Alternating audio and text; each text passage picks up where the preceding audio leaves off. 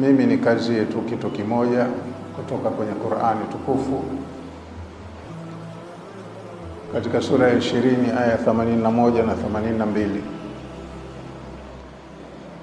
Tunafahamu jinsi Allah alivyowasimulia wana wa Israeli katika Qur'ani na athari yao ya urithi walionayo mpaka sasa tunaoona nayo, lakini bado Allah hajawa na haja ya kuwa destroy, akasema hawa hawana maana.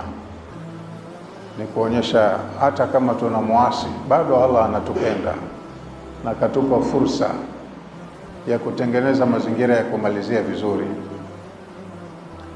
Kwenye aya 81 na 82 sura ya 20 sura Taha, Allah kawaambia wana wa Israeli, kulu min tayyibati ma razaqnakum,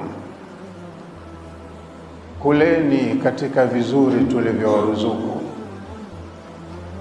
wala tatghaw fihi, mkishashiba hivyo vyakula vizuri usifanye batara katika ardhi ya Allah. Isiwe kushiba ndo sababu ya kuasi, kukufuru, kuchupa mipaka.